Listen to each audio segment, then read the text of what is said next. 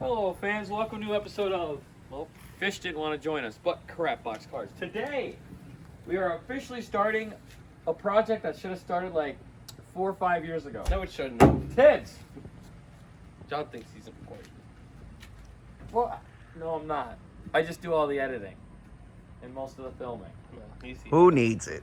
I should have put sunglasses on, I'm squinting. But anyway, all the parts came in for Tibbs. We have headers, we have E-fans, we got an oil pickup tube and a thermostat.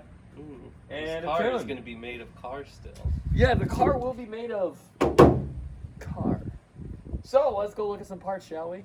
Hello, they're eating. They're on lunch break, but me, I don't take breaks because I actually like work here for this channel. Grant, say hi to the channel. All right, so here we have my headers. Oh, these don't look bad. Oh, they're hideous. John, they match you. Well, they look better than the ones on the Corolla. Oh, yeah, they look good. Not by much, though. Yeah, that's right. These are big. The welds look good. The old tube one's there. That's odd. Cool! Header. Next. And we got some gaskets. Oh, and a sticker. Oh, stickers. Fun, so that is, and we got these gaskets too. Got a whole lot of gaskets in here. We got both gaskets, 4 gaskets. And the other headers in there. Cool, so these are from Speed Engineering. They were $300. I would have gotten the Kooks headers that were $1,000, but Grant over here said, John, it's only a 14-year-old SUV. She's not worth those parts. And I was like, God damn it, Grant, you're right. So we got these $300 ones instead. What else did we get, Tibbs? We got over this. This in here is an oil pickup tube. The oil pickup tubes in the regular Trailblazers are Garbo, and they're in the front of the engine, so we got this one that puts through the back. Otherwise, the oil will slosh, and I'll be out of an engine, brother. We also got these. These are electric fans from Sam's C5 Corvette that might be dead. But he gave me the fans, so it was very nice of him. Next! We have in here. We have a PCM and the TCM from the Blazers, the ones that we sent these out, and PCM in North Carolina tuned them. And there's an amp for something in there for it. Let's go put them on at some point in the next few weeks. Alright, so JP took off this sucker, which is the first piece that we're taking off, which is this is going to be replacing it, which is going to cause better camber for when the back is lowered. And then we will be taking off all of this. Alright, so taking off the top piece because that is removed. We're showing that's supposed to be removed right now. Put the caliper away with a nice little zip tie. And take off ball joint, the steering rack, and then now this lower ball joint's undone. And we're gonna free this from the CV axle so we can take this whole thing off to get the whole axle off. And we gotta get the axle off on both sides because the axle goes through the oil pan, which is gay. Alrighty, fans, so we got one off. What's happening with the other one, Grant? Well, this one came off properly. I literally just had to go ooh and pull it off. The other one is pry bar, everything. Just try to get a slot on with the slide hammer, but it's just so rounded, you just can't get a grip. So we're gonna lace this up here, tie it around on the neck, and then just hook it to the end with an actual nut. So we can actually just pull almost around the whole thing. So that's what we're gonna try, so you can see us fail or not.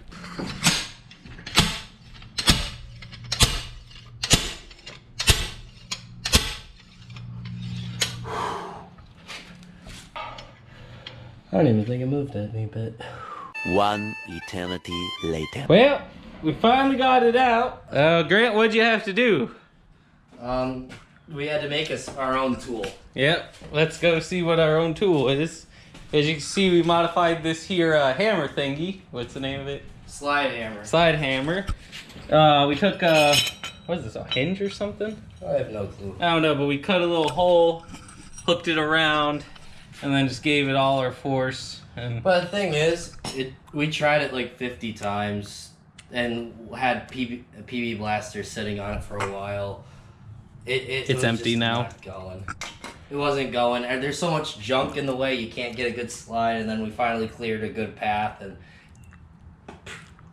popped right out. So, let's continue.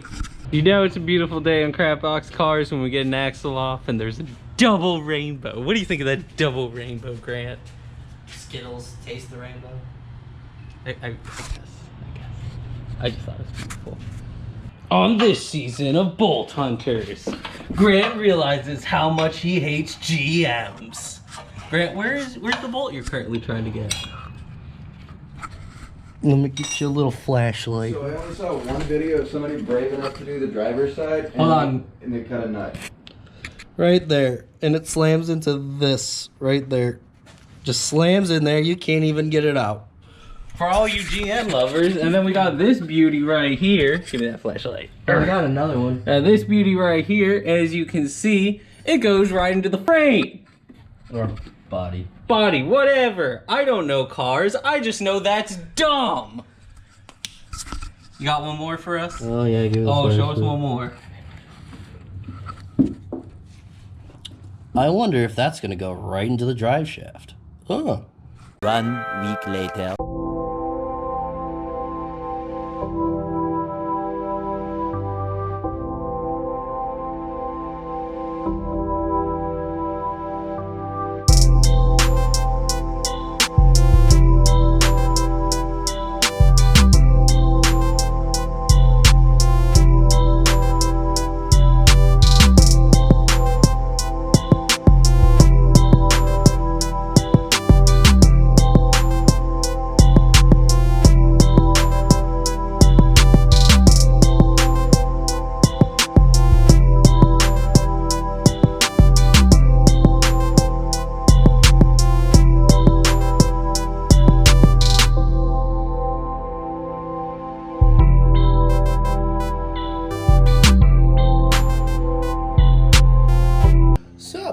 Finished that.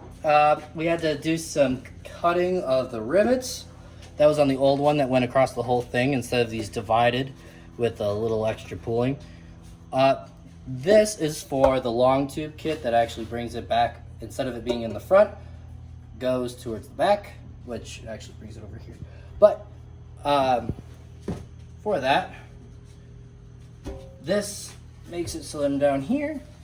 You don't need to put a baffle here, because what happens is that in the launch, all the oil goes backwards, and then the tube's not there to go catch it. So what everybody else does is they put a baffle there, so then the oil stays up front for this tube. But we're not doing that. We decided to actually put a long tube there and have these baffles that actually help to keep all the oil constantly in the same area. So it's just overall better than just cutting and putting a baffle there, which keeps the oil in a central location.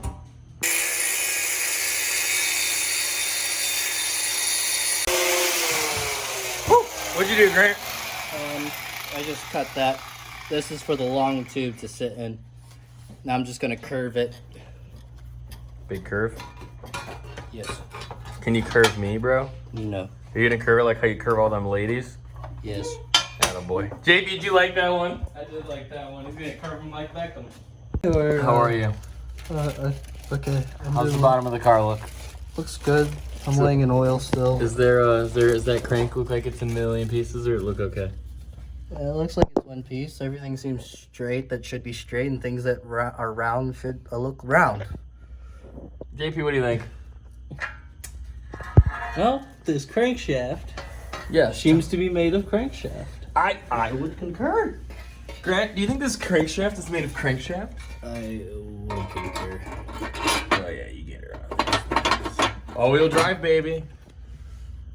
Yeah. JP, No. we like all-wheel drive in this Yeah, house? we know it's all-wheel drive. JP, do you like all-wheel drive? No, I It's don't. good in the snow. Especially not with CV axles. JP, Through the oil pan. That's probably the most retarded design I've ever seen in my life. Except that almost every single car does it that way, sadly. All right, done. Well, the new oil pickup tube is in.